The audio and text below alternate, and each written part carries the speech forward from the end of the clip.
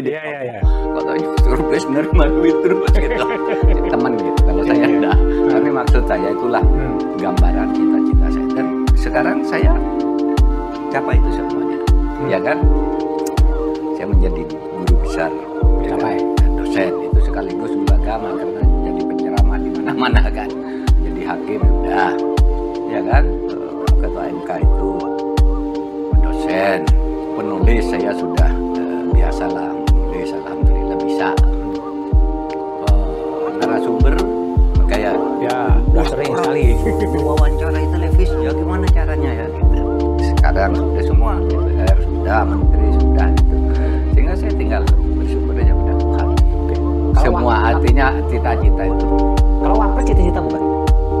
Wapres enggak Enggak cita-cita. cita-cita. Enggak cita-cita. Waktu itu mah kalau menteri iya. Waktu itu sih kalau waktu kecil itu karena cita-citanya agama dengarnya itu orang paling hebat tuh menteri agama gitu. Orang paling hebat enggak ngerti urusan presiden. Wapres masih kecil. Iya, iya. Nah urusan memikir wapres ini kan baru sesudah selesai hakim MK ya. Waktu itu sudah mulai banyak orang nyebut dan sebagainya. Meskipun untuk tahap pertama saya terus menjadi tim sukses. Mau jadi cawapres waktu itu nggak bisa jadi timnya Pak Prabowo aja. Kalau pernah di kekuasaan legislatif, eksekutif, yudikatif, dan kemudian ke eksekutif lagi, yang pernah rasakan kekuasaan mana yang paling bisa memberikan kontribusi besar kepada bangsa ini? Yang paling asik bagi saya sebagai dosen. Dosen mana? Dosen itu tidak membosankan. Dosen tidak membosankan karena kita berhadapan dengan mahasiswa hidup ya, yang bisa ada diskusi, mengembangkan pikiran-pikiran, tertarik pada ilmu-ilmu baru itu selama menjadi dosen kan harus baca ya. Besok saya mau ngajar tentang kegiatan kan harus baca ilmu terkini tentang isu yang harus saya ajarkan. Oleh sebab itu saya sampai sekarang jadi dosen meskipun lewat beberapa jabatan saya tetap belajar. Jadi dosen. Tapi kalau yang paling monumental dan senang dalam arti saya tidak diperintah orang itu ketika saya menjadi ketua MK. Ketua MK. Itu paling mengesankan bagi saya dan saya merasa di situ saya membuat langkah-langkah yang bagi masyarakat bermanfaat, bagi saya sendiri ya alhamdulillah juga merasa saya di situ berkontribusi besar. Oke. Dalam kebutuhan masyarakat sehari-hari gitu. Ya. Kalau dari semua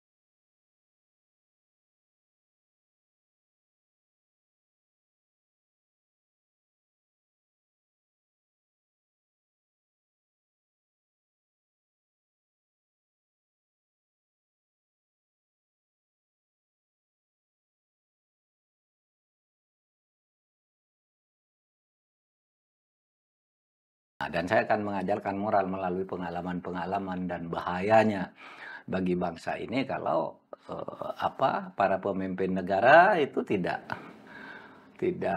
punya tata krama, tidak punya moral, tidak punya etika, atau lebih dari itu kalau masyarakat Indonesia lah tidak memperhatikan ajaran-ajaran agama, kan sumber-sumber dari ajaran agama itu atau moral itu juga banyak diajarkan di agama, dia mengatakan bersumber dari agama dan sebagainya lah ya.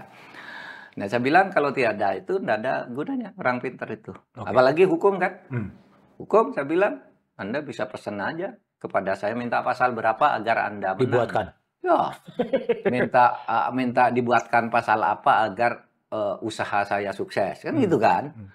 Kalau di pengadilan minta pasal berapa agar Anda menang, itu bisa dibuat. Maka saya sering bilang, di Indonesia itu hukum menjadi industri. Industri hukum. Yang luar biasa. Prof, ini kan Prof Mahfud kan punya 3 putra ya? Iya. Dokter, lalu kemudian ada yang sarjana hukum gitu, ada yang ortopedi. Kenapa enggak? Itu pilihan bebas dari putra-putri dari Prof Mahfud atau? Iya, ketika mereka akan sekolah, saya beri kebebasan, tetapi saya memberi saran. Nah, anak saya yang nomor 1 dan nomor 2, yang keduanya dokter itu, saya sarankan ke Fakultas Hukum yang lanjutin saya, tapi dia inginnya kedokteran. Cuma mereka ini ikut juga tes Fakultas Hukum. Yang nomor 1 tuh Awan ikut tes Fakultas Hukum UGM, lalu ditunjukkan, Bah saya lulus. Untuk membuktikan bahwa saya bisa gitu kalau mau ikut hukum. Jadi ya benar usah kecewa, tapi saya mau masuk kedokteran gitu. Iya kan pada waktu itu dianggap kedokteran tuh lah. Yang perempuan juga sama lulus di Fakultas Hukum UNER. Nah, dan dia pengen kedokteran kan waktu itu. Ya udah masuk kedokteran aja, masuk. Nah, yang nomor 3 ini yang hukum. Yang ikut bapaknya? Yang ikut saya dan sekarang dosen di UGM. Nggak ada yang diarahkan untuk jadi politisi gitu? Enggak, saya sarankan, kamu boleh ngurus negara ini, boleh berpolitik, tapi jangan ke partai politik, saya bilang. Kenapa? Nggak akan kuat dia. Nggak akan kuat? Iya, nggak akan kuat. Dengan godaan, dengan tarikan kanan, kiri, sama atas, bawah gitu. Sama ketika saya mau masuk partai politik oleh Gus Dur, lalu mau calon DPR, sama Gus Dur kan nggak boleh. Pak Mahfud, kamu jangan anggota DPR. Lah Gus, saya masuk PKB ini kan ingin masuk DPR. Saya mau kemana? Pak Mahfud jadi hakim aja nanti. Loh, Gus, jadi hakim tuh yang milih juga DPR. Dan menjadi hakim MK dipilih Komisi Yudisial. Jadi saya ke DPR, nggak cocok kamu, kata Gus Dur. Lalu saya sebutlah nama-nama yang dari PKB masuk ke politik lah. Si A.B. Siduk, itu kok boleh? Ya boleh. Loh itu kan memang pembohong. Gitu. Itu memang cocok jadi politisi, itu pembohong, penipu semua. Jadi harus ada term condition, syarat ya. Menjadi politisi adalah menjadi pembohong gitu. Iya, ini memang pembohong, penipu, dia cocok. Kalau Pak, dia nyebut 4 orang. Dia nyebut 4 orang waktu itu. Pak Mahfud, Alwi Shihab, Khofifah, Hikam tuh nggak cocok di DPR. Saya carikan tempat lain gitu. Pak Mahfud cocoknya hakim gitu waktu saya di PKB. Nah, saya katakan kepada anak saya, berpolitik tuh, politik itu kan bukan hanya parpol kan, bisa juga di akademisi kan bisa jadi menjadi pemimpin politik, pedagang juga, profesional juga. Tapi kalau mau berpolitik jangan ke parpolnya, yang profesional di politik banyak saya bilang. Nah, kenapa di politik tuh biasanya nambah musuh bukan nambah kawan. Saya bilang sama dia, nambah musuh, kamu yang tadinya teman bisa nyikat kamu dari belakang. Kamu pun mungkin juga akan begitu sama teman. Oleh sebab itu kamu jangan ke partai politik, tapi berpolitik. Berpolitik. Iya, berpolitik dalam arti ikut kan politik itu ada media kan, tiras politika lah, ada hakim, ada eksekutif kan. Eksekutif tuh bisa dosen, bisa apa semua kan seterusnya. Tapi banyak orang sekarang elit politik membangun dinasti politik. Kenapa Prof Mahfud nggak bangun? Nggak kalau saya. Kenapa? Itu istilah nepotisme kali ya. Kalau dinasti itu kan sebuah sistem yang melembaga dan ada aturannya. Kalau nepotisme itu ada satu sikap yang sifatnya spontan aja, artinya kasuistik atau berlanjut tetapi tidak tersistem. Saya tidak suka nepotisme karena begini loh, saya membayangkan gini, Mas Budiman, ketika saya butuh pekerjaan dulu, saya sakit hati kalau pekerjaan saya itu diambil oleh orang lain yang lebih jelek dari saya. Oke. Jadi kalau saya bersikap nepotis, mendahulukan anak keluarga itu saya tidak mau. Itu menyakitkan orang. Saya tidak tega kalau lihat orang tuanya bekerja keras, menyiapkan ini, itu besok ada tes di sini, orang tuanya jual macam-macam, suruh datang ke Surabaya tes. Nah, tahunya dia pinter tapi tidak lulus, ini orang lain yang lulus. Itu kan Lewat ordal, orang dalam. Iya, ordal. Kan menyakitkan sekali. Oleh sebab itu saya tidak suka nepotisme itu. Oke. Sekarang ini bulan Mei, Prof. Prof Mahfud juga lahir di bulan Mei ya. Kalau kita ngomong bulan Mei adalah ngomong soal reformasi terjadi 1998, 26 tahun yang lalu. Prof Mahfud dulu waktu reformasi masih di Jogja ya, Direktur Pascasarjana ya, atau di mana? Iya. Saya waktu itu di Direktur Pascasarjana, waktu itu pembantu Rektor 1 merangkap Direktur Pascasarjana. Jadi waktu itu dirangkap. Nah, saya di situ waktu reformasi tahun 98. Iya. Ya ikut saya gerakan-gerakan. Jadi pada waktu itu saya ingat saya juga ikut memotori 86 perguruan tinggi di Jogja waktu itu. Kita kumpulkan di Kopertis, ngajak long march. Komunikasi dengan UGM, bergabung dengan UGM, long march dari UGM ke Keraton gitu. Dan pada waktu itu saya bersama aktivis-aktivis yang keras pada waktu itu ada Lukman Sutrisno, Afan Ghaffar, Mobiarto, Refrison Baswir, Anggito Abimanyu, Motar Masud, semua. Amin Rais kumpul. Ketika Pak Harto suatu saat sudah mau jatuh berapa hari gitu kan mengumpulkan 9 tokoh agama tuh. Nurul Majid, Malik Fajar, Gus Dur, Cak Nun, dan macam-macam ada 9 kan. Lalu Pak Harto kan mengumumkan akan melakukan reshuffle kabinet. Ya, untuk memperbaiki, mari kita perbaiki sama-sama melakukan reshuffle kabinet. Yang bereaksi pertama dari Jogja loh, kami demo di tengah jalan. Masalahnya bukan reshuffle, masalahnya ada pada Pak Harto. Jadi Pak Harto harus mundur. Hanya itu jalannya kalau negara ini mau selamat kan gitu. Coba you bayangkan kalau waktu itu Pak Harto tidak mundur kan kita yang gantian ditangkap kan sesudah itu. Tapi pada waktu itu kita sudah tidak kuat melihat situasi kekuasaan Pak Harto kok kayak gini guritanya ya. Jadi kita turun ke jalan, nutup jalan di Jogja itu. Terus Pisoanan Agung, Sultan. Ya, ke Sultan. Semua dari berbagai daerah itu mirip film-film yang sangat dramatik tahun 45 ketika Sudirman berjuang kan di pinggir jalan orang menyediakan bakso, menyediakan air ini memberi melayani orang yang ikut berdemo pada waktu itu. Besoknya Pak Harto jatuh. Oke. Kalau 26 tahun setelah reformasi, dan reformasi menghasilkan banyak hal, pemilihan presiden secara langsung, ya, kemudian Mahkamah Konstitusi, kemudian juga ada TAP MPR soal anti korupsi. Evaluasi Prof Mahfud setelah reformasi 26 tahun seperti apa, Prof? Saya cemas. Cemas? Mungkin ya kecemasan saya melebihi di zaman akhir-akhir pemerintahan Pak Harto. Bukan apa-apa. Kecemasan gini, sekarang? Iya, gini. Dulu ya pada zaman reformasi awal itu tahun 98, 99, 99 sampai 2004, 2006 itu reformasi kan bagus ya. Menghasilkan itu tadi yang Anda sebut. Mahkamah Konstitusi, KPK semua dilahirkan.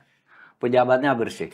You juga coba teliti undang-undang yang lahir di periode itu, hasil pemilu pertama 99 dan periode kedua pemilu 2004. Wah, itu bagus-bagus kan? Semua mosaik ketatanegaraan kita dengan instrumentasi hukum yang bagus pada waktu itu lahir. Nah, kalau sekarang ini yang saya cemaskan apa? Kalau dulu Pak Harto melakukan itu memang jelek banget, tetapi dia koordinasikan sendiri, dia kuasai sendiri. Kalau sekarang ini kan liar nih, kanan kiri sama-sama main.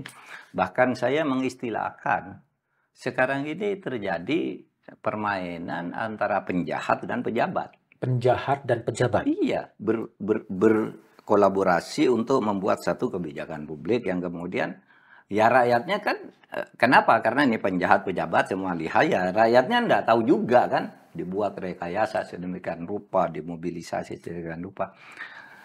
Nampaknya ini yang harus kita hadapi.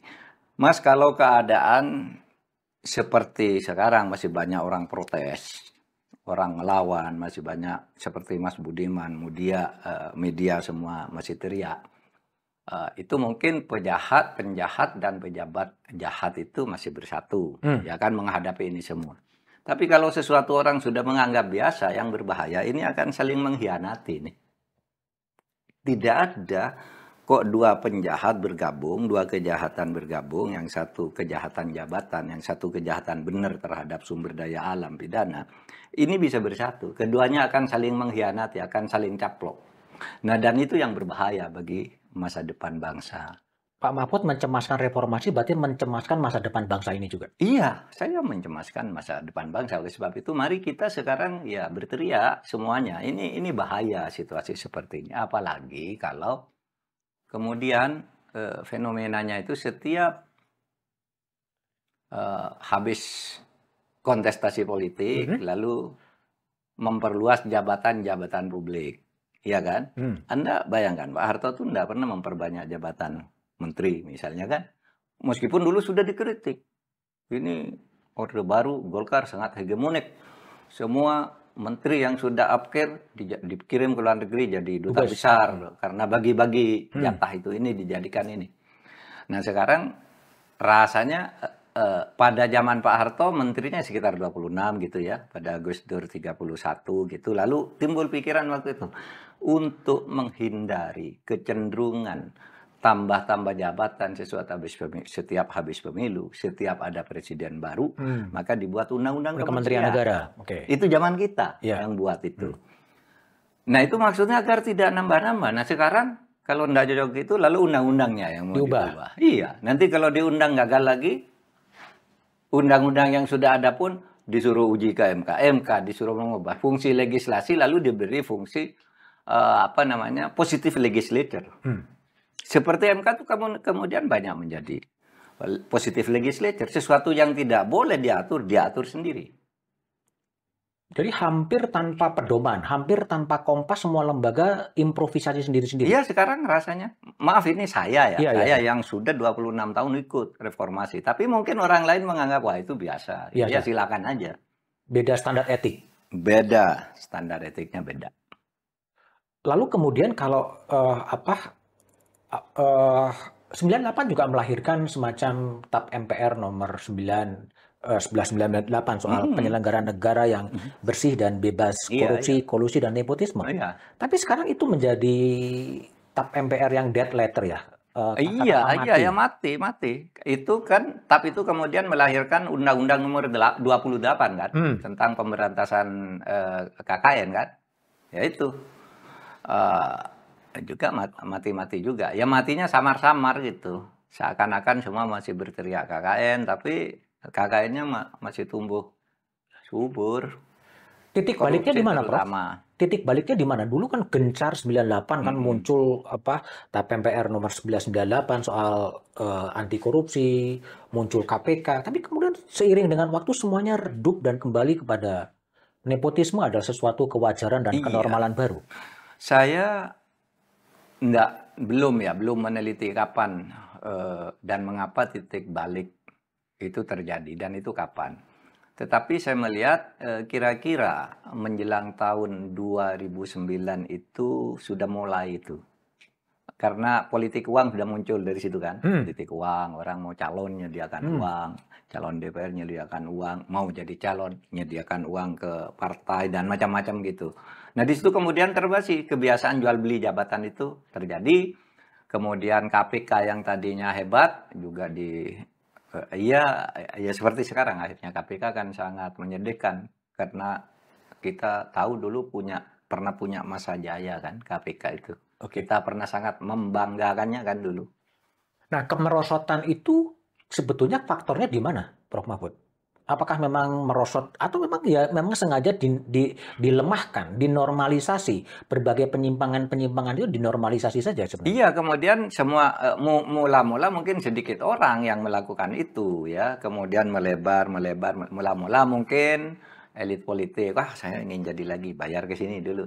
Jadi kalau mau ditangkap lagi, ini dulu didekati, ini agar aman dari BPK, ini dulu digarap agar aman dari ini, semua garap gitu. Terus itu tidak ditindak secara proporsional sehingga berkembang menjadi liar seperti sekarang, sehingga terjadi apalah orang kalau pembicaraan serius dalam forum-forum kecil itu istilah penyanderaan itu kan sudah biasa. Penyanderaan. Iya kan? Mas Budiman punya kasus gitu, panggil.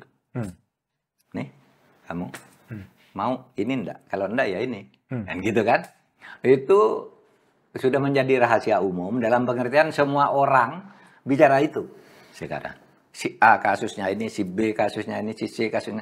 Nah, kalau kita ngomong tentang itu lalu muncul paranoid solidarity. Kita dikeroyok oleh sesama penjahat ini. Satu kelompok kan itu paranoid. Kalau temannya dibilang itu, nanti saya ketahuan ngeroyok semua ke kita kan gitu. Nah, itu yang menurut saya berbahaya karena nanti akan terjadi anarki sebenarnya yang sedang yang sedang dibangun itu adalah pupuk-pupuk anarkisme karena nantinya kan sendiri-sendiri orang membuat hukumnya sendiri, membuat aturan sendiri yang kuat yang akan menentukan dan kita akan mundur ke belakang. Prof, kalau tadi Prof Mahfud cemas dengan kondisi bangsa ini gitu. Apakah memang bangsa ini sedang mengarah kepada resentralisasi atau neo-totalitarisme sebenarnya?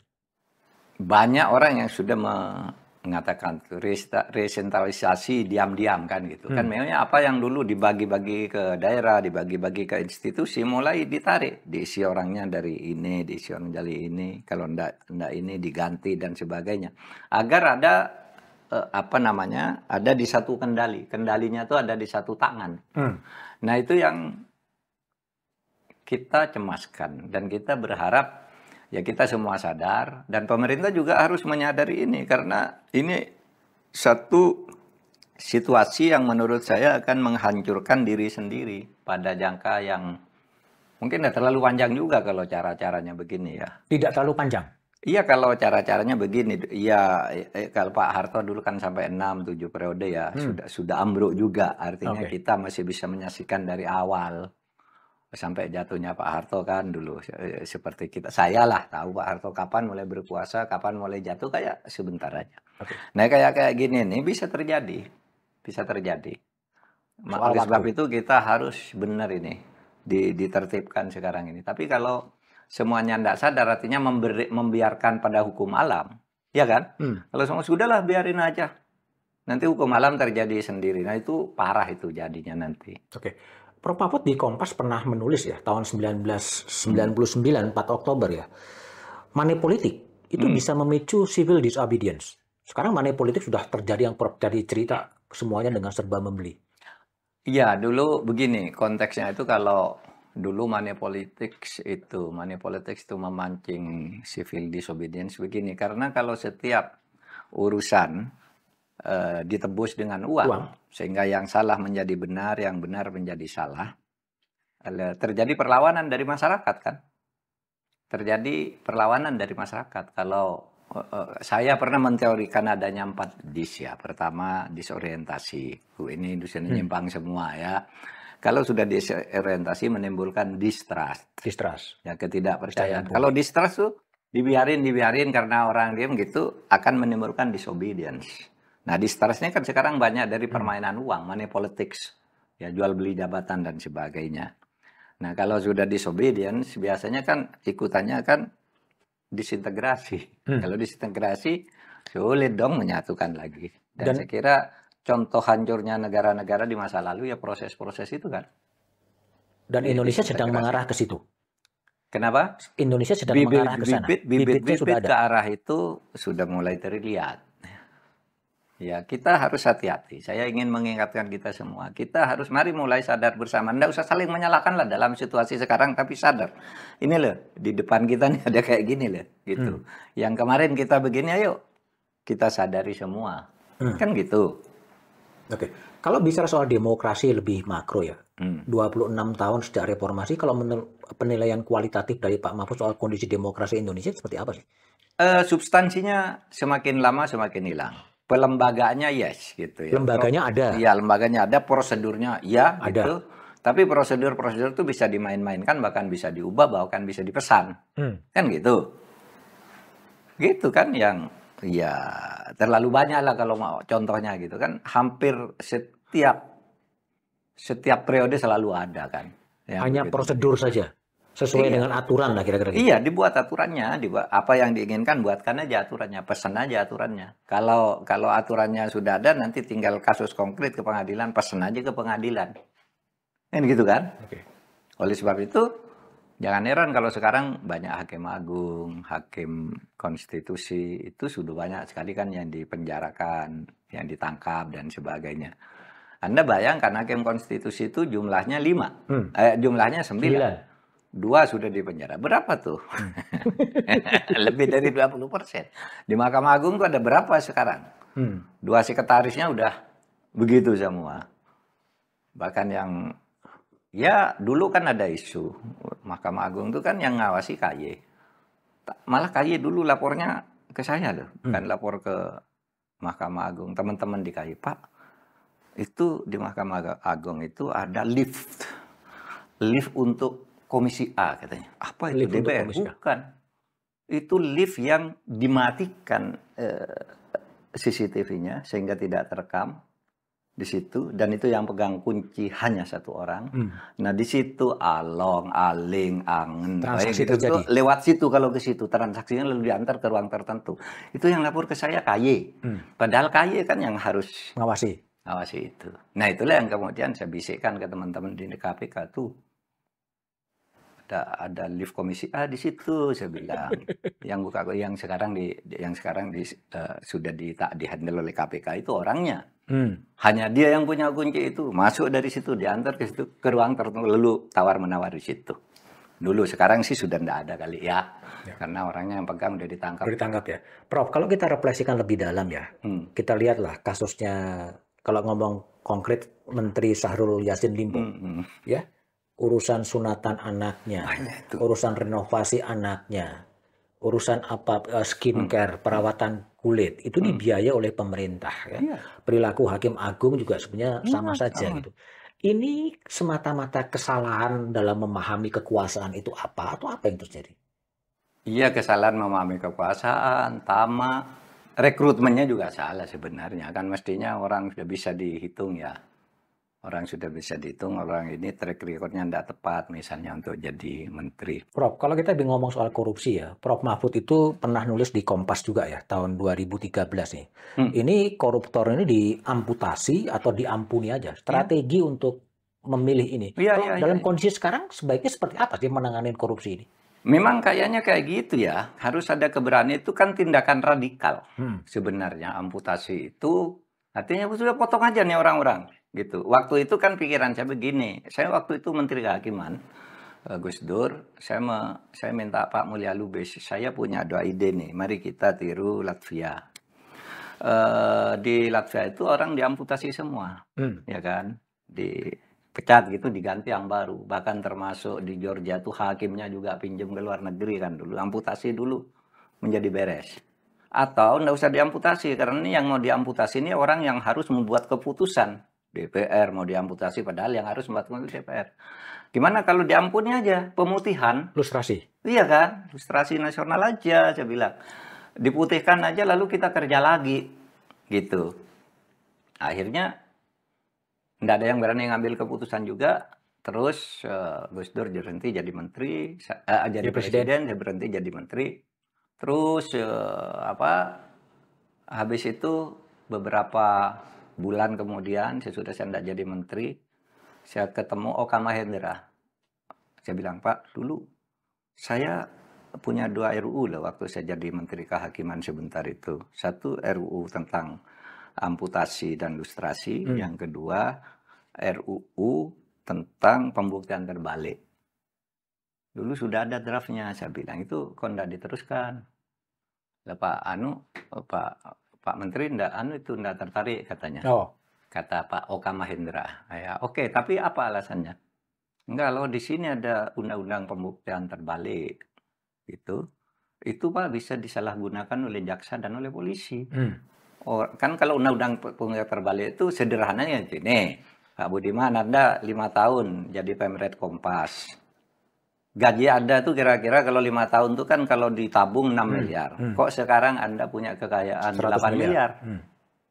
Yang 2 miliar tuh Anda dinyatakan korupsi.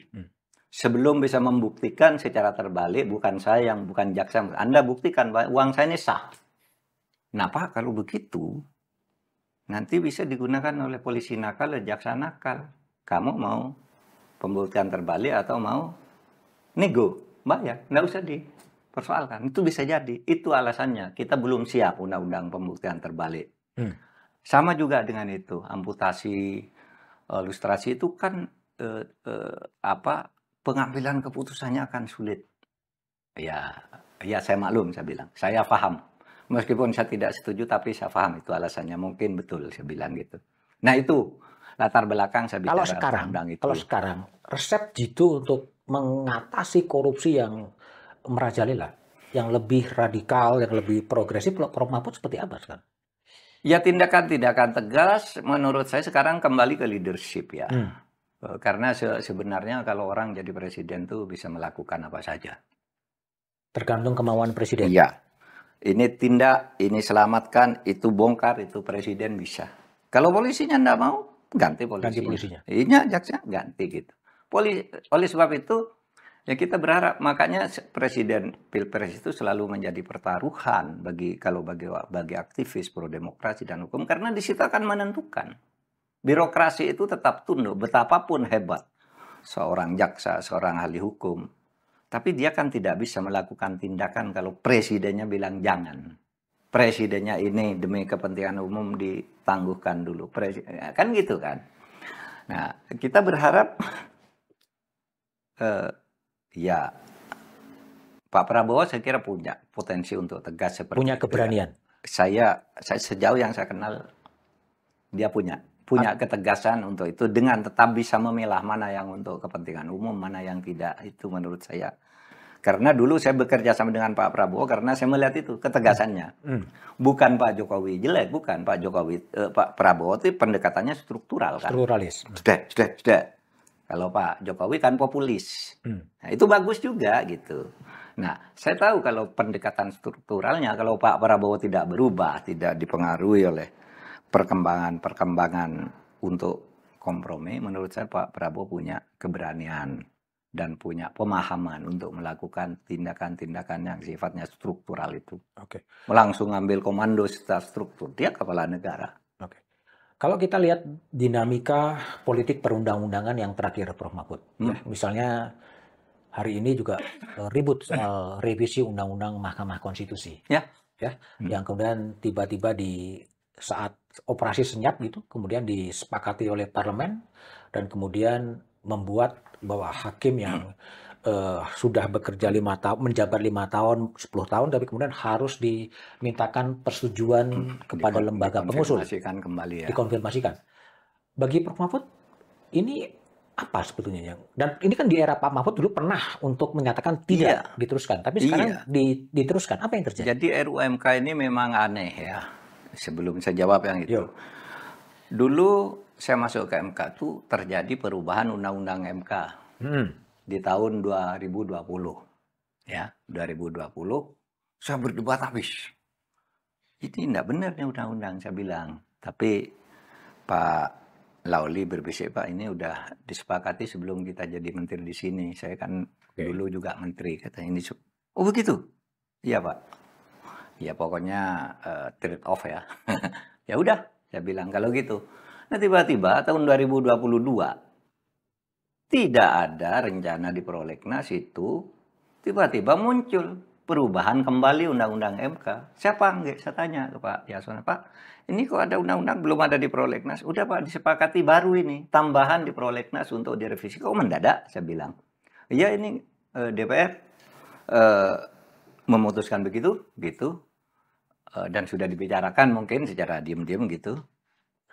Akhirnya apa? Wah ini enggak benar saya bilang. Ini tendensinya mau nyikat orang. Mau nyikat orang? Iya, jadi hakim tertentu ini bisa berhenti di tengah jalan karena ini. Nah, oleh sebab itu ke DPR waktu itu kebetulan saya yang pesenlah ke Pak Pratik, Pak, kayaknya undang-undang ini saya perlu turun sendiri ke DPR.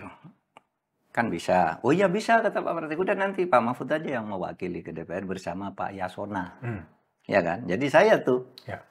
Nah, dibahas gitu, saya ikuti perkembangannya, juga bertahan aja di sini. Undang-undang ini bagus tapi tidak berlaku untuk yang sekarang. Oke.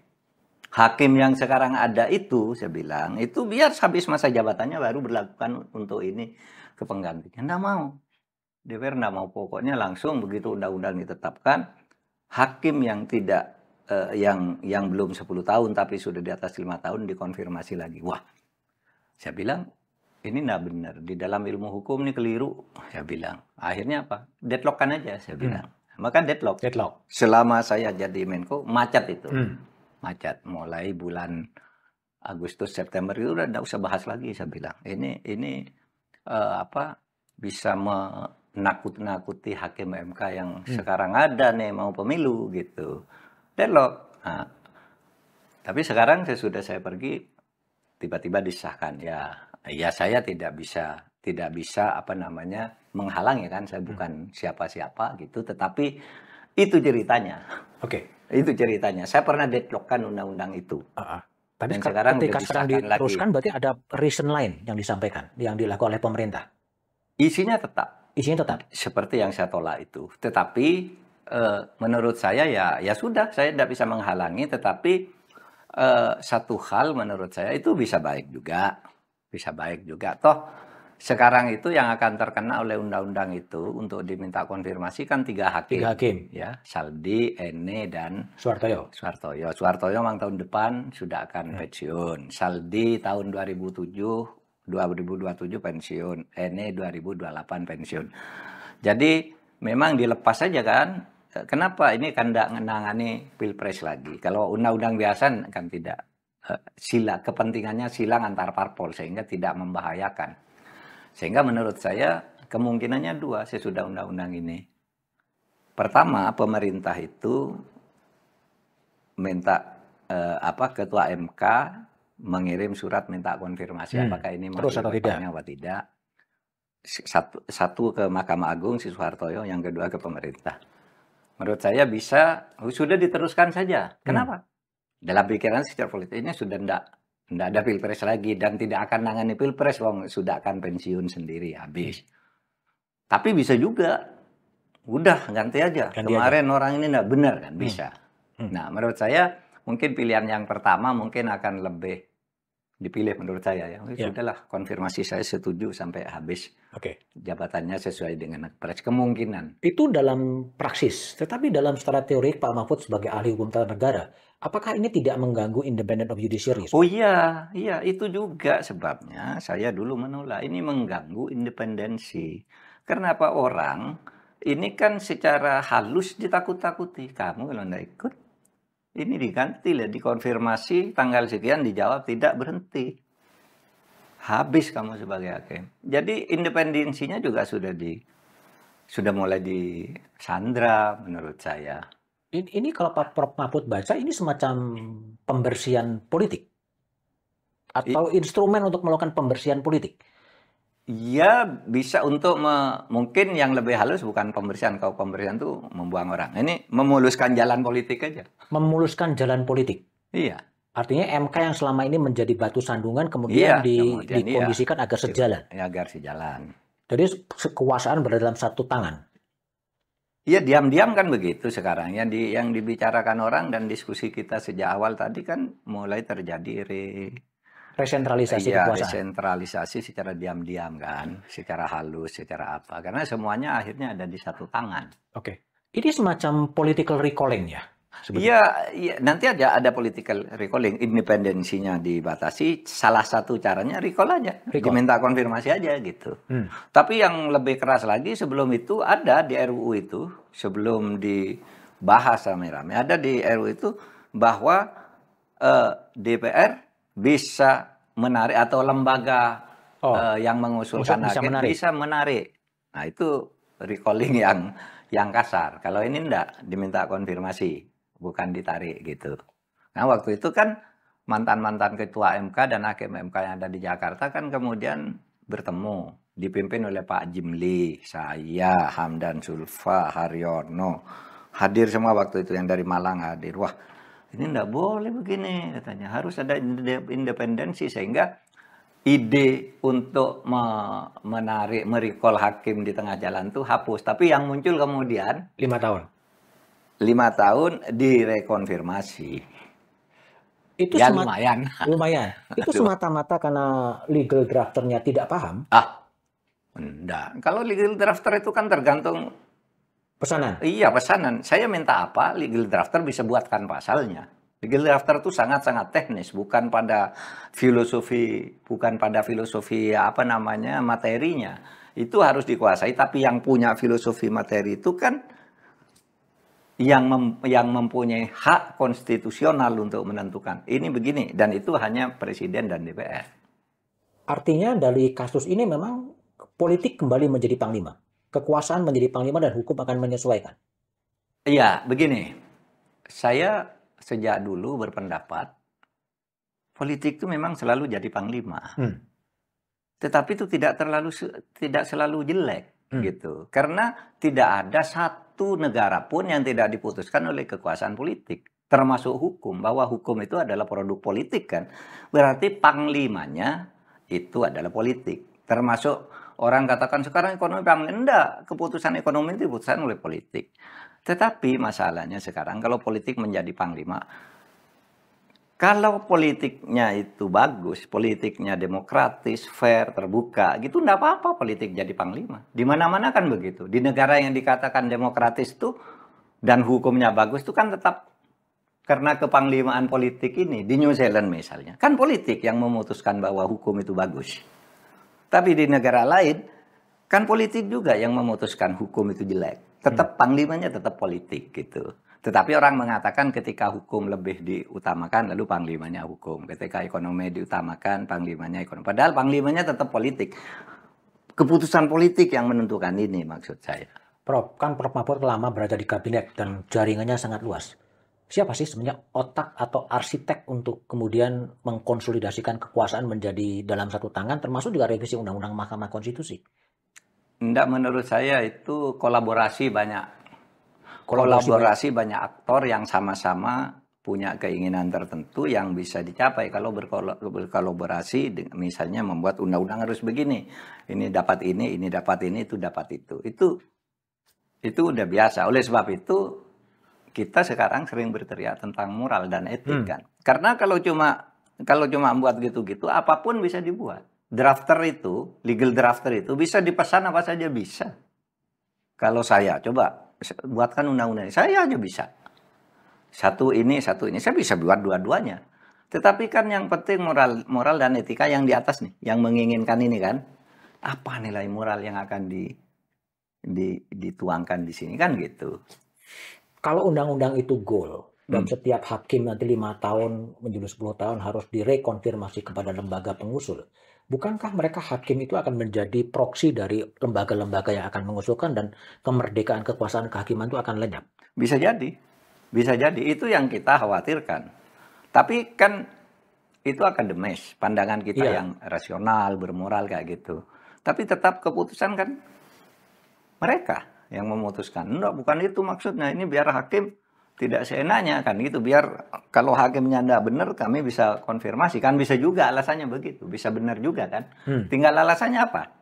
Kan bisa juga orang mengatakan ini 5 tahun sekali harus direkonfirmasi kemarin kalau ada ketidakbenaran ganti aja kan bisa saja dan itu masuk akal kan untuk di itu. Tetapi menurut saya masalahnya bukan itu. Masalahnya agar bisa dikendalikan kan gitu. Agar bisa dikendalikan. Itu tujuan. Ya itulah yang saya katakan independensi kan. Itu bisa disebut gagasan itu keblinger sebetulnya. Ya, iya pokoknya dari sudut. Kalau bilang keblinger mungkin ya bisa aja ya. Bisa aja. Itu soal undang-undang Mahkamah Konstitusi ya. Tapi pada saat yang lain juga ada undang-undang Kementerian Negara. Nah, ya, itu dia. Yang kemudian karena memang harus mengadopsi banyak sekali menteri-menteri dari berbagai parpol, kemudian dilebarkan, diluaskan gitu. Iya. Itu gimana? Udah dibatasin 34, tapi harus menjadi 39 atau 40, ya undang-undangnya diubah. Nah, itu ya yang saya katakan. Sekarang itu ada kecenderungan, paling tidak gejala lah, kalau bukan kecenderungan. Gejala itu sudah mulai muncul, bahwa permainan politik itu ditandai dengan dua hal buruk. Satu, money politics kepada pemilih. Dua, janji-janji jabatan kepada pendukung orang-orang yang berpengaruh. Nah itu di daerah kan juga banyak. Kamu kalau saya terpilih, kamu kepala dinas, kamu sekda, kamu ini, kamu itu di daerah juga. Jadi bagi-bagi jabatan. Nah sekarang di tingkat pusat sedang muncul isu tentang penambahan menteri. Itu kan karena terlalu banyak tim yang semuanya sama berjasa, sama perlu diberi posisi penghargaan yang sama, sesudah dihitung jumlahnya begini, nanti ditambah lagi begini. Nah itu sekarang ada gejala seperti itu. Saya termasuk yang melihat itu sebagai sebuah gejala. Apakah itu salah gitu? Apakah itu salah? Secara teknis ada alasannya untuk menyatakan tidak salah. Kami memang butuh itu kan gitu. Tetapi kalau saya sih sebenarnya dulu punya ide penyederhanaan. Seperti di Amerika itu kan. Penyederhanaan kementerian? Iya, sedikit aja tetapi dirjennya diperbanyak. Itu yang agak mirip-mirip itu dijadikan satu kelompok. Seperti Kementerian Agraria misalnya kan bisa gabung dengan Menteri Pertanian, Menteri Kehutanan satu. Iya kan? Agraria itu kalau di dalam teorinya, di teori Venn itu ada pertanian, kelautan, ya kan? Pertanahan, udara itu semua masuk Venn agraria tuh. Nah sekarang udah pecah-pecah banyak gitu. Nah dulu sebenarnya hal itu tentang agraria misalnya, kenapa sih banyak sektor-sektor yang kemudian saling bertentangan kebijakannya antara Menteri Kelautan dengan Menteri Kehutanan itu ngurusi pulau-pulau terluar nggak selesai-selesai sampai sekarang. Gitu kan? Padahal itu satu induk di dalam Venn itu, dalam teori Venn agraria itu gitu. Nah sekarang mau ditambah lagi. Kalau makanya Amerika itu yang begitu hebatnya cukup hanya 17 ya, 17 kementerian sejak dulu, nggak bertambah. Kalau mau kasih kue politik cari cara lain kan banyak gitu. Tapi kalau kementerian nanti tahun depan lagi tambah lagi dari 41 jadi 46, beri itu lagi jadi udah bisa bagi-bagi begitu, kacau. Dan administrasinya menjadi tidak kontinu, terganggu di tengah jalan, berubah lagi karena berubah stempel, berubah menteri, berubah tupoksi dan sebagainya. Oke, itu undang-undang MK yang direvisi, undang-undang Kementerian Negara yang mau direvisi. Sekarang juga muncul lagi diskursus di kalangan media soal RUU penyiaran yang mau direvisi, yang melarang produk-produk jurnalistik investigatif. Gitu. Kalau itu sangat keblinger kalau itu. Masa media nggak boleh investigasi? Tugas media itu yang investigasi hal-hal yang tidak diketahui orang tuh. Dia akan menjadi hebat media itu kalau punya wartawan yang bisa melakukan investigasi mendalam dengan berani dan menghasilkan sesuatu yang disembunyikan atau tersembunyi. Masa media tidak boleh investigasi? Sama aja itu dengan melarang orang riset. Iya kan? Cuma ini untuk keperluan media, yang satu untuk ilmu ilmu pengetahuan lah ya, teknologi. Oleh sebab itu harus kita protes. Masa media enggak boleh investigasi? Tapi yang jadi pertanyaan, politik hukum seperti apa sebetulnya yang ada di pikiran-pikiran penanggung jawab bidang hukum sampai memproduksi undang-undang yang model seperti itu? Mungkin konsep politik hukumnya yang tidak jelas, konsep hukum tidak utuh gitu. Sehingga ini pesanannya aja kepada yang teknis gitu. Kalau mau politik hukumnya kan harusnya sudah sinkron ya, undang-undang penyiaran ini mendukung undang-undang pers, undang-undang pidana, undang-undang apa saling mendukung tuh. Tapi kalau dipetil satu-satu gitu berdasar kepentingannya ya susah juga. Oleh sebab itu tetap aja kembali bagaimana political will kita ya. Atau lebih tinggi lagi moral dan etika kita dalam berbangsa dan bernegara ini ya gitu. Atau lebih tinggi lagi kalau orang beriman, bagaimana kita beragama, menggunakan agama itu untuk kebaikan bernegara, berbangsa dan sebagainya kan gitu. Tapi satu hal lagi, ketika memang itu sangat terkait dengan kepentingan elit, undang-undang itu dengan cepat diubah gitu. Tapi kalau kemudian terkait dengan kepentingan publik, katakanlah rancangan undang-undang perampasan aset yang disampaikan oleh Pak Mahfud ke DPR pada Februari 2023. Iya. Sekarang juga nggak jelas itu, hilang atau kemana ya? Nggak jelas kabarnya. Sebenarnya ada dua sih. Undang-undang perampasan aset dan undang-undang pembuktian terbalik. Iya. Ya, pada waktu itu. Kalau bukan undang-undang belanja uang tunai. Oh iya. Ingat kan? Iya. Wah, saya tawar-menawar tuh. Dengan DPR. Pak, mungkin kalau perampasan aset bisa kita bicarakan. Tapi kalau belanja uang tunai itu dibatasi nggak bisa. Kami nggak setuju. Gitu. Kan sebenarnya bagus kan ya. Ya, Mas Budiman mau beli ini harganya berapa? 100 juta misalnya ya.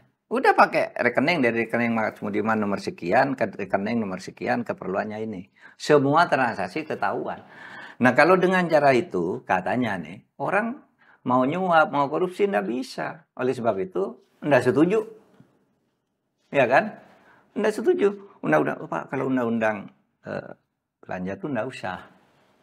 Tapi kalau yang perampasan aset mari kita bicarakan itu tuh sebabnya saya terus konsultasi ke Presiden jalan. Oh ya sudah itu dulu kata Presiden buat surat kita kirim. Saya suruh kirim sendiri, saya minta tanda terima, lalu saya ingatkan DPR nih yang Anda minta, kami ngajukan surat, sudah ngajukan surat. Sampai sekarang udah jalan. Februari 23, sampai sekarang sudah Mei 24. Iya, udah lebih dari setahun. Lebih dari setahun dibiarkan, ditolak tidak, disetujui ditolak tidak? Tidak, disetujui tidak. Ya saya kan tidak bisa apa-apa juga, kan kalau sudah ke sana kan itu menjadi urusan DPR ya. Waktu saya Menko Polhukam itu ya saya ingatkan terus. Tetapi kan tidak bisa langsung mengambil keputusan. Toh yang memutuskan itu kan tetap mereka, tetap DPR kan. Kalau berkaca pada Undang-Undang MK, berkaca pada Undang-Undang Kementerian Negara, revisi Undang-Undang Penyiaran dan RUU Perampasan Aset, bukankah politik hukum yang ada di Indonesia ini sekarang menunjukkan bahwa hukum itu memang untuk kepentingan mereka yang berkuasa? Iya, implementasi politik hukum kita itu banyak dilakukan menurut saya paling tidak untuk kepentingan mereka yang berkuasa untuk mempertahankan kekuasaan atau berkolaborasi dengan orang lain yang ingin juga mendapat bagian kekuasaan. Yang benar-benar yang lurus-lurus itu kok susah ya saya memberikan contohnya. Sekarang nih kok undang-undangnya begitu. Jadi bagi rakyat kebanyakan gitu akan menjadi penonton di pinggir jalan gitu?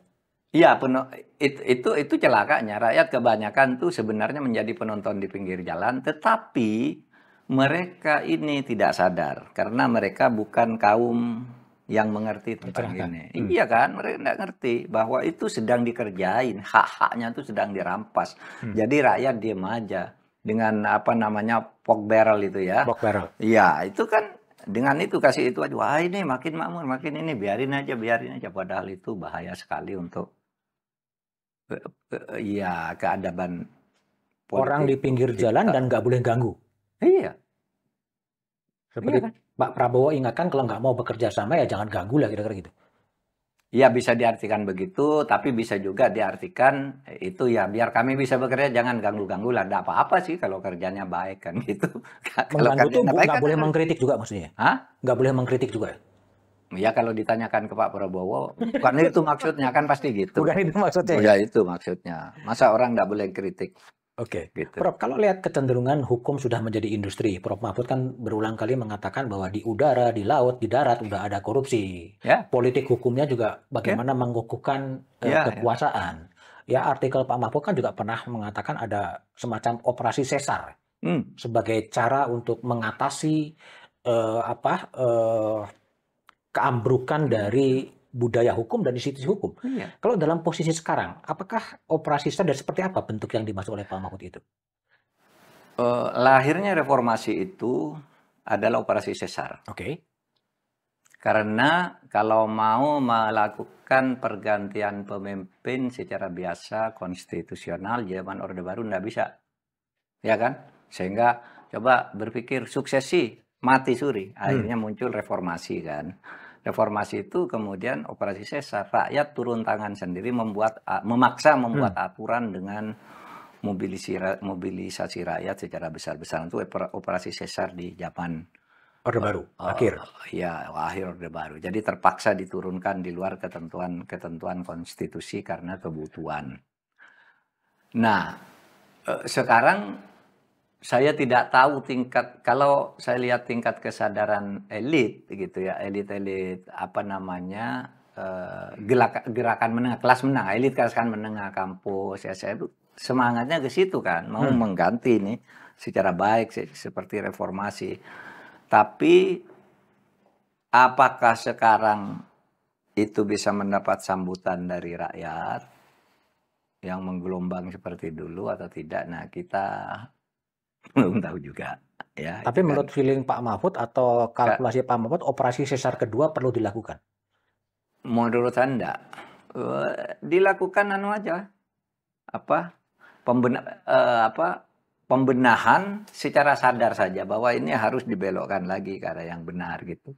Mungkin sekarang belum ya kalau operasi sesar seperti Orde Baru, apalagi sekarang sudah model medsos lalu saling klaim, ya siapa yang bisa mengklaim medsos paling banyak dengan biaya besar, mobilisasi besar, lalu terjadi dominasi opini dan sebagainya. Sudah banyak orang juga warganet yang bertanya juga ke IG ketika saya ingin ngobrol dengan Prof. Mahfud, kalau Pak Mahfud diminta untuk membenahi kesemrawutan dunia hukum, mulainya dari mana? Mulainya dari presiden. Dari presiden. Makanya saya dulu mau jadi cawapres, mungkin bisa dekat dengan presiden, kan gitu. Mulainya dari presiden. Sehingga presiden itu apa yang tidak bisa dilakukan presiden, coba bilang ke saya. Bisa menangkap orang yang tidak salah kalau mau, bisa dicari, membebaskan orang yang bersalah kalau mau, bisa disuruh, bisa itu dilepas dulu, bahaya kalau ditangani menimbulkan kegaduhan. Bisa presiden bilang begitu. Oleh sebab itu presiden harus punya feeling yang tinggi tentang penegakan hukum yang seperti ini. Hukum yang bermasalah inilah sumber masalah dari bangsa ini, salah satunya. Apa maksudnya budaya hukum? Iya, budaya hukum, penegakan hukum. Iya, memang, iya. Jadi itu, maka kalau membangun hukum itu kan ada 3 tuh. Satu, substansinya ya, legal substance. Yang kedua, legal structure, aparatnya. Yang ketiga, legal culture, budayanya. Nah, kita sekarang punya masalah besar itu sebenarnya di structure, di aparat.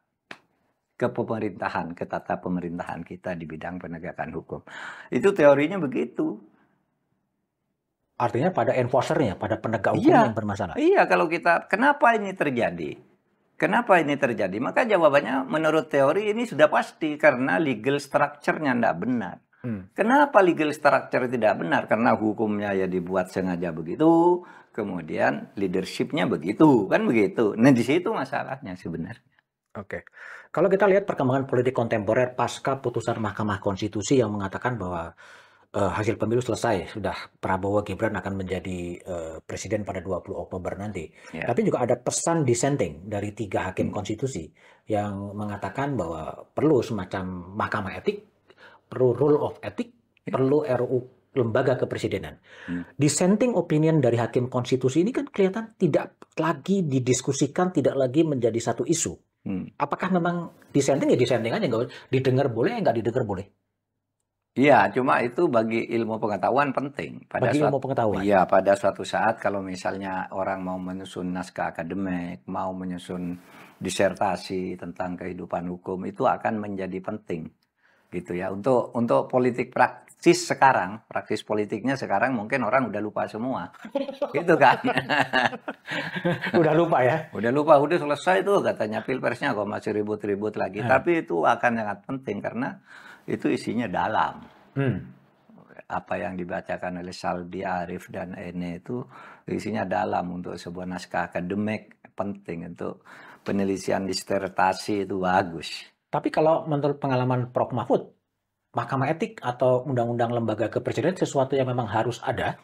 Sudah lama? Sudah lama? Sejak zaman Pak Harto sudah disuarakan Undang-Undang Kepresidenan itu karena lembaga lain masing-masing undang-undangnya presiden tidak pakai undang-undang. Tapi pemerintah selalu menolak. Pak Harto waktu itu menolak.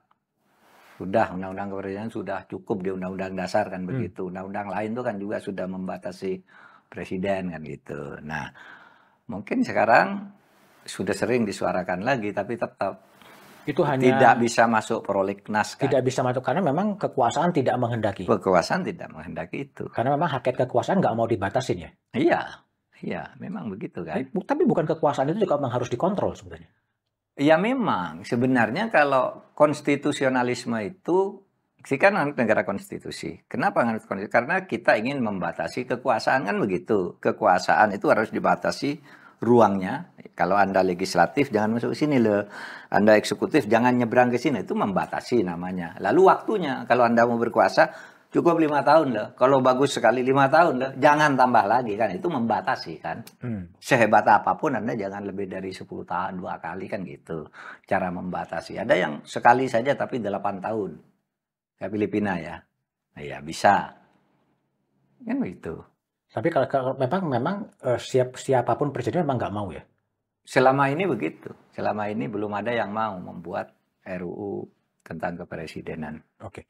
Kalau kembali masuk ke politik yang agak praktis, Prof. Mahfud, setelah Mahkamah Konstitusi menetapkan, Pak Mahfud sudah ketemu dengan Pak Prabowo? Enggak ketemu dengan Pak Prabowo. Saya sudah menyampaikan pesan lewat udara saja. Saya mengucapkan selamat bekerja. Anda sudah menang, mendapat amanat dari rakyat, silahkan dikelola. Dengan Gibran gitu? Lah iya, Prabowo, Gibran, bagaimanapun kan tidak ada jalan untuk menolak kan. Dalam keadaban hukum kalau hakim sudah memutus selesai, kita masih nolak-nolak juga terus tidak sehat negaranya. Ya sudah, adanya itu yang ditetapkan oleh hukum sudah jalan. Oke. Ya. Tapi dengan orang-orang sekitar Pak Prabowo ada juga yang mendekati Prof. Mahfud untuk membujuk Prof. Mahfud untuk masuk dalam kekuasaan? Enggak juga. Enggak. Saya enggak pernah bicara itu. Kalau cuma gurau-gurau gitu ya banyak lah. Tapi saya anggap itu gurauan saja. Tidak pernah sampai ke bicara serius mengarah untuk ngambil keputusan atau apa gitu. Kalau gurau-gurau gitu banyak. Hampir tiap hari ketemu di mana. Wah ini. Tapi enggak bicara tentang itu. Oke. Tapi kalau posisi moral Pak Mahfud sendiri, apakah memang apa yang akan dilakukan setelah kemudian kalah dalam Pilpres itu? Oh, banyak dong yang bisa dilakukan. Pilpres itu kan hanya salah satu, memang yang terpenting ya dari perubahan politik. Tapi di masyarakat sendiri, jabatan presiden yang penting itu pun terbukti berkali-kali itu bisa diubah, bisa digeser oleh kekuatan masyarakat. Iya kan? Pak, misalnya Bung Karno, Pak Harto kan sama aja toh. Gus Dur, iya kan? Bisa. Jadi kita bisa ambil peran yang banyak asal rasional aja. Gitu. Loh kita juga memulainya dulu di luar kan. Iya kan? Dan sekarang FUM akan berada di luar kekuasaan. Ya, sekarang saya sedang melakukan langkah-langkah seperti itu. Tapi saya harus katakan konfigurasi politik, dinamika politik mungkin akan berkembang dalam waktu yang tidak kita lihat. Tetapi sekarang aja saya sudah masuk di posisi itu. Akan membersamai masyarakat sipil. Bakal bersama masyarakat sipil, bersama kampus-kampus. Karena dari kampus sebenarnya kesadaran itu selalu menjadi pemula yang efektif. Sejak dulu kan. Sejak tahun 1928, 1945, 66. 98 dan itu kan mulainya dari situ. Gimana sih kondisi masyarakat sipil sekarang ini sebenarnya? Sekarang masih berserakan gitu? Iya berserakan. Berserakan itu yang saya katakan perlu konsolidasi lagi. Kembali ke asal filosofinya masyarakat sipil itu apa sih? Menjadi kekuatan demokrasi dan di tengah-tengah masyarakat, bukan menegara. Sekarang kan banyak yang ikut ke negara soalnya nih. Nah ini harusnya kuat nih masyarakat sehingga ada keseimbangan. Tapi itu nggak perlu waktu. Banyak aktivis atau kelompok masyarakat sipil juga rindu dengan kepemimpinan, termasuk kepemimpinan Pak Mahfud untuk tetap bersama dengan masyarakat sipil dan menjadi balancing terhadap langkah-langkah dari eksekutif dan legislatif. Iya, itu yang sekarang saya lakukan kan. Saya banyak bertemu dengan tokoh-tokoh masyarakat sipil, mendiskusikan kegundahan mereka, kegundahan kami tentang itu masa depan yang tadi. Masa depan kalau negara ini diatur dengan kolaborasi antara penjahat dan pejabat korup, itu kan berbahaya gitu. Meskipun itu hipotesis, tapi saya kira kalau menyebut kasus per kasus gitu kan tidak sulit untuk sampai pada hipotesis seperti itu gitu ya. Ya kita datang aja ke penjara, ya kan? Lihat tulisnya, ini pejabatnya, ini penjahatnya, kan ada semua di situ. Nggak usah nyebut yang sekarang biar nggak ditangkap. Itu fenomenanya kan udah beberapa waktu lalu dan sekarang contoh-contohnya itu sudah ada. Ada juga yang mendorong Prof. Mahfud untuk mencobalah kalaupun masuk dalam kuasi kekuasaan menjadi ketua KPK. Ada, saya baca itu. Tapi saya belum berpikir, bahkan tidak berpikir ke arah itu. Tidak berpikir. Kalau konfigurasi politiknya seperti sekarang, ingin masuk ke suatu tempat yang sifatnya kontestasi, dipilih, itu susah. Anda masih ingat Pak Jimli dulu ya? Pak Jimli itu mendaftar ke KPK karena apa? Karena diminta, resmi. Negara ini butuh Anda. Tolong daftar gitu. Sudah daftar, enggak dilulusin. Malah diungkit-ungkit masalah-masalah yang tidak ini kan. Bisa saja begitu. Sehingga saya tidak berpikir untuk buang-buang waktu. Kalau konfigurasi undang-undangnya diubah dulu. Undang-undangnya fit and proper di DPR termasuk. Semuanya menjadi serba jadi DPR. Kita lihat mau seperti apa ngangkat KPK ini kan gitu kan. Kalau masih seperti sekarang nggak ada gunanya juga. Nggak ada gunanya. Tapi KPK masih dibutuhkan? Menurut saya masih dibutuhkan hadirnya KPK seperti dulu. Yang dulu ya sampai 2-3 periode gitu ya. Kalau sekarang ini kok saya melihat udah jauh ya dari Kejaksaan Agung. Udah jauh? Kayaknya. Itu juga desain ya? Iya mungkin. Bisa jadi desain. Jadi kalau Pak Mahfud akan berada bersama dengan masyarakat sipil dan menjadi balance terhadap pemerintah maupun legislatif. Ya sampai sekarang saya sudah bersama masyarakat sipil sampai sekarang. Gitu. Dan bahkan saya ada di jabatan pemerintah pun kan saya selalu bersama masyarakat sipil kan. Saya undang semua ke kantor Anda mau apa gitu. Sehingga tidak bocor di jalan, ayo mau apa Anda? Kita jalan sama-sama. Nah sekarang malah lebih mudah lagi saya bersama masyarakat sipil. Lebih leluasa bersama dengan masyarakat sipil. Iya. Oke, kalau saya masuk ke pertanyaan-pertanyaan terakhir, Prof. Kalau menurut Prof. Mahfud ya, apa sih sebetulnya masalah bangsa yang paling hakiki menurut refleksi dari pengalaman dari Prof. Mahfud sebetulnya? Kalau masalah konkretnya di lapangan, itu lemahnya penegakan hukum, lemahnya cara kita berhukum, itu yang membuat hukumnya tidak benar, penegakannya juga sudah begitu. Itu kalau melihat masalah yang ada. Kenapa ini terjadi? Leadership aja. Makanya pendekatan strukturalnya Pak Prabowo itu, saya setuju, itu dulu. Sehingga nanti yang populisme dan sebagainya jalan dikawal oleh sebuah tindakan yang struktural yang kuat. Oke, cara berhukum, cara kita menegakkan hukum dan itu sangat tergantung kepada model kepemimpinan kepemimpinan yang memang punya leadership. komitmen pada hukum. Ya, itu menurut saya ya. Ya. Orang bisa punya pandangan lain. Kita bisa berharap pada Presiden terpilih Prabowo Subianto dan Gibran untuk punya komitmen pada penegakan hukum itu. Ya mudah-mudahan kita berharap. Jangan bisa, kita seharusnya berharap, tapi kita lihat perkembangannya. Kalau enggak ya kita tinggal nunggu waktu aja. Tinggal nunggu waktu. Waktu saya katakan tadi, kengerian. Kengerian ya? Iya, kengerian di depan apa yang akan terjadi. Kengerian ini kalau dibikin skala dari 1 sampai 10 berada di tingkat kegawatannya di skala berapa sih, Prof? Enggak, saya belum memberi. Susah dikuantifikasi ya? Oke.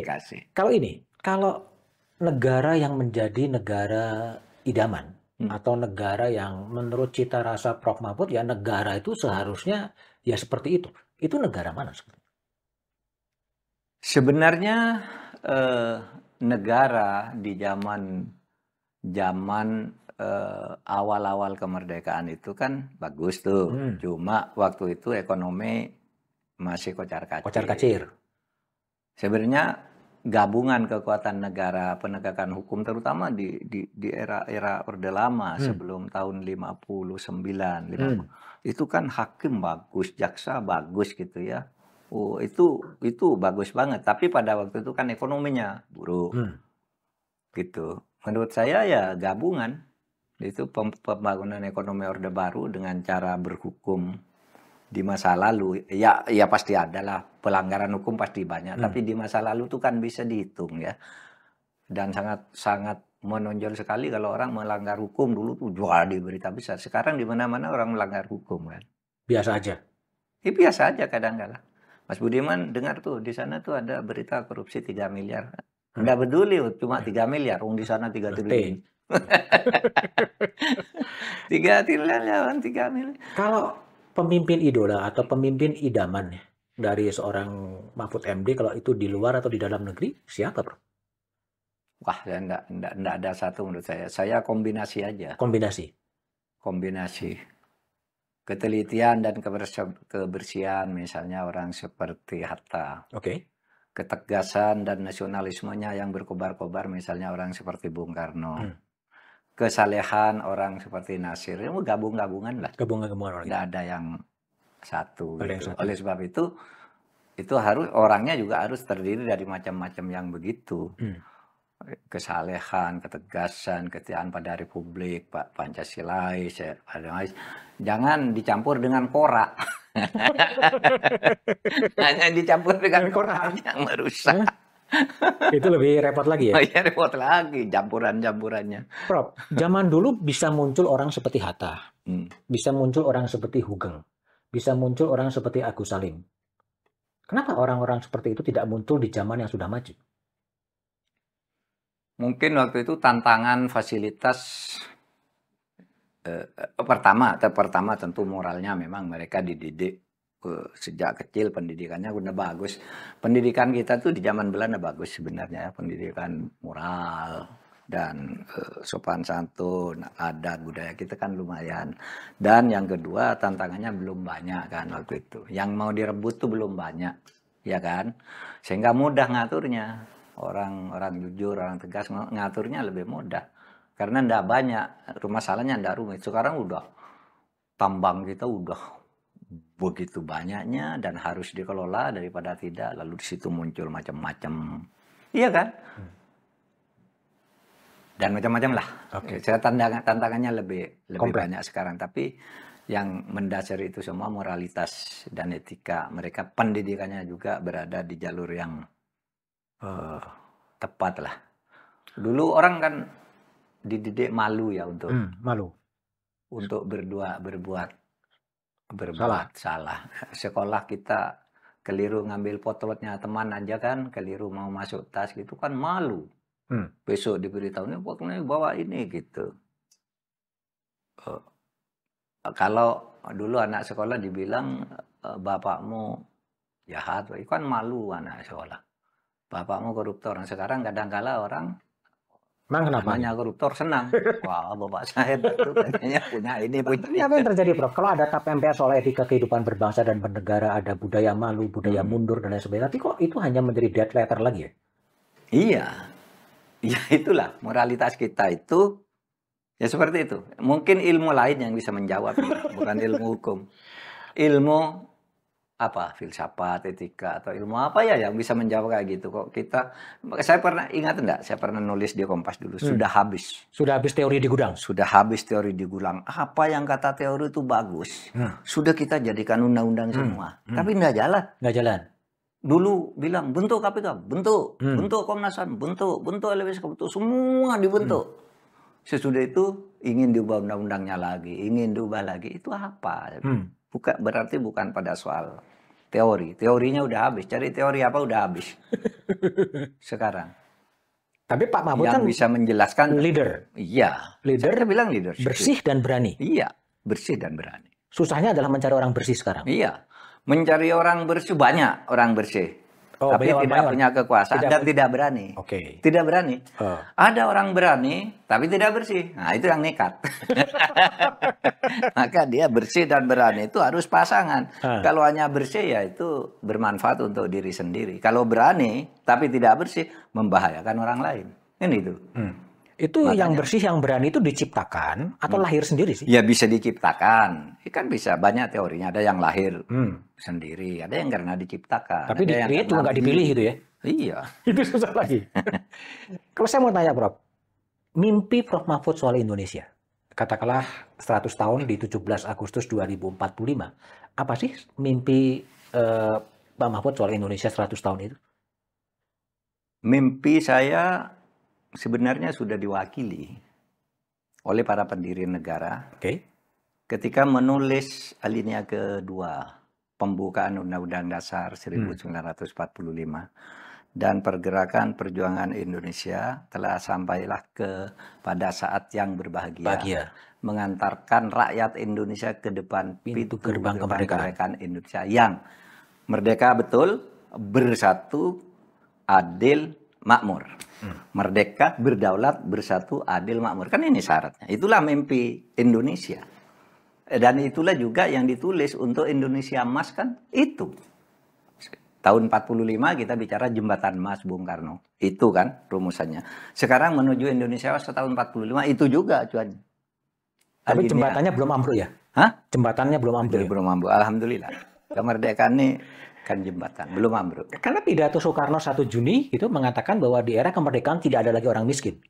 Tapi faktanya kemiskinan masih nampak. Iya, itu kan janji Bung Karno dulu. Harus kita yang mewujudkan. Di Indonesia tidak boleh ada orang miskin kan begitu. Tidak boleh ada orang lapar kan itu. Nah, sekarang masih banyak. Mari kita, ini tugas kita. Bung Karno sudah berhasil memberikan visi dan memberikan contoh keteladanan bagaimana menjaga keutuhan negeri ini. Lalu berikutnya mari kita.